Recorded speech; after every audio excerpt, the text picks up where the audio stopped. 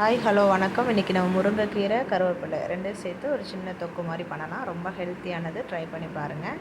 நான் இதுக்கு வந்து ஒரு கைப்பிடி அளவுக்கு கருவேப்பிலை சேர்த்துருக்கேன். அப்புறம் ஒரு கப்பு அளவுக்கு முருங்கைக்கீரை ரெண்டையுமே இந்த மாதிரி ட்ரையாக பேனில் வச்சு வறுத்து எடுத்து வச்சுக்கலாம், ஆற வச்சு வச்சுக்கலாம் அரைப்புக்காக. அதுக்கப்புறம் நம்ம ஒரு இந்த மாதிரி காஞ்ச மாதிரி எடுத்துக்கோங்க. ஒரு பெரிய நெல்லிக்காய் சைஸ் அளவுக்கு புளி எடுத்து ஊற வச்சுக்கலாம். இப்போ நம்ம வதக்கி வச்சுருக்கிற முருங்கைக்கீரை கருவேப்பிலையில் ரெண்டையும் சேர்த்து நல்லா தண்ணி ஊற்றி பேஸ்ட் மாதிரி அரைச்சி வச்சுக்கோங்க. இப்போ 3 ஸ்பூன் அளவுக்கு ஆயில் சேர்த்துக்கலாம். தாளிப்புக்காக கடுகு, கடலைப்பருப்பு, அரை ஸ்பூன் வெந்தயம் சேர்த்துட்டு 2 காஞ்ச மிளகாய் சேர்த்து ஒரு 15 பல் பூண்டு, 20 சின்ன வெங்காயம் சேர்த்து இந்த மாதிரி வதக்கிக்கலாம். நல்லா வதக்கிக்கோங்க. அப்புறம் அரை ஸ்பூன் அளவுக்கு பெருங்காயத்தூள் சேர்த்து வதக்கிக்கிடலாம். அதுக்கப்புறம் 2 தக்காளி வந்து இந்த மாதிரி அரைச்சி இது கூட சேர்த்துக்கலாம்.